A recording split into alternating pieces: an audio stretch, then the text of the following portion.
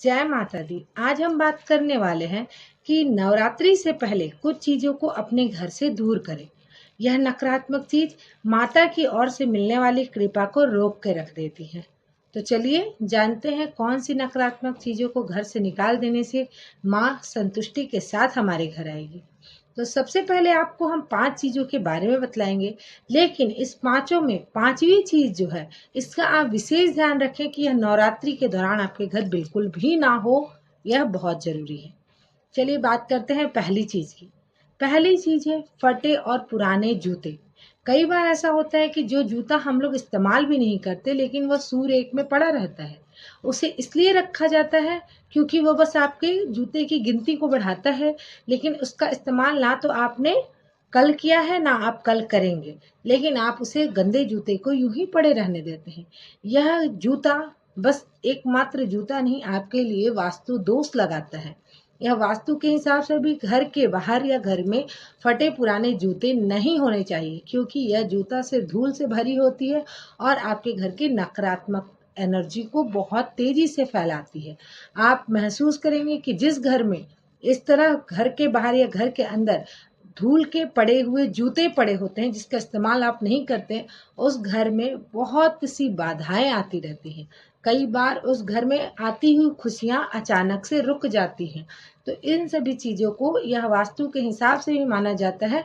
तो नवरात्रि से पहले आप इस बात का विशेष ध्यान रखें कि अगर आपके घर में भी ऐसे जूते पड़े हैं जिसका इस्तेमाल आप नहीं करते हैं, तो या तो आप उसे किसी को दे दें या फिर वह इस्तेमाल लायक नहीं हो तो उसे फेंक दें। बात करते हैं दूसरी चीज, फटे पुराने कपड़े। कई बार कपड़े को तह लगा लगा के रख तो लेते हैं आप, परंतु उसका इस्तेमाल आपको नहीं करना हो, तो अगर आप हो सके तो वह देने लायक हो तो किसी गरीब को दान दे दें, और ना देने लायक हो तो उसे बाहर निकाल कर फेंक दें, लेकिन घर के कोने में ऐसे गंदे कपड़े को ना रखा करें। तीसरी चीज जो बहुत ही महत्वपूर्ण चीज होती है वह है मूर्ति। खंडित मूर्ति को आप घर में ना रखें। चाहे उस मूर्ति से आपको कितना भी लगाव हो, किंतु खंडित चीज को अपने घर में नहीं रखना चाहिए। ना केवल मूर्ति बल्कि खंडित बर्तन। कई बार हम लोग कप के डंडी को टूट जाने के बाद भी उसका इस्तेमाल करते रहते हैं, उसमें तेल पानी कई बार लोग रख देते हैं। नहीं, ऐसा ना करें।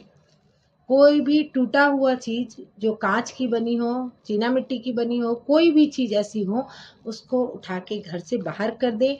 यह आपके लिए बहुत ही हानिकारक चीज होती है। यह आपके घर में आ रही खुशियों के बीच बाधा बन के खड़ी होती है।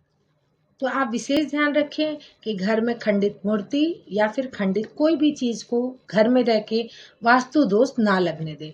अब अगली चीज होती है घर में पड़ी हुई सजावट की बेकार चीजें। कई बार ऐसा होता है कि दीपावली में जो लड़ी खराब हो जाती है, या इस तरह से बहुत सी सजावट की चीजें जो टूटी हुई हैं, फेंकने लायक है, किंतु आप उसे एक पन्नी में बांध करके घर के कोने में रख देते हैं। यह टूटी हुई लड़ियां अपने आप में एक वास्तु का वजह बन जाता है। यह वास्तु दोष लगाता ही लगाता है। तो आप इस बात का विशेष ध्यान दें कि बिजली से रिलेटेड कोई भी चीज जो खराब हो जाए उसे घर से तुरंत बाहर फेंक देना चाहिए।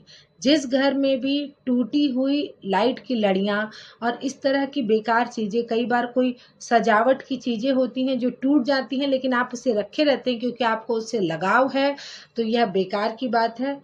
इंसान तो जब इंसान की जिंदगी जिसे एक दूसरे से इतनी लगाव है वह खत्म हो जाती है तो उसे घर से बाहर निकाल दी जाती है।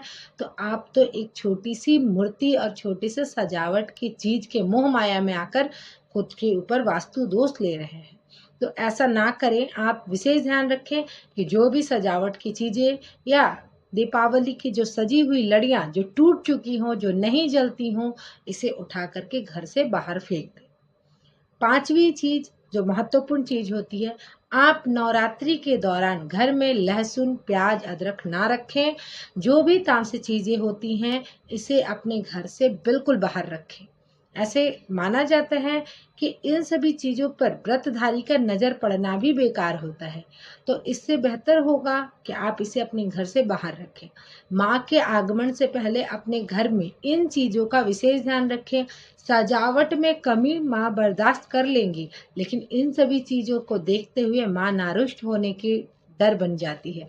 तो आप भी ज़रूर चाहेंगे कि इस बार माँ आपके घर प्रसन्नता से आए और प्रसन्नता से अपना घर बार बनाकर इसी में रहें।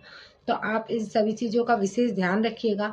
एक भी छोटी सी गलती आपके लिए बहुत बड़ी मुसीबत बन जाती है। कई बार हमारी बनी हुई काम बिगड़ जाती है तो हमें बहुत तकलीफ होती है, लेकिन हम यह नहीं सोचते कि इसके पीछे भी हमारी ही गलती होती है। तो आप इस बात का विशेष ध्यान रखिएगा। हम मिलते हैं आपसे अगले वीडियो में। तब तक के लिए जय माता दी। चैनल को सब्सक्राइब जरूर कीजिएगा और लोगों को में शेयर कीजिएगा ताकि सब लोग को यह बात पता चले। मिलते हैं अगले वीडियो में। धन्यवाद।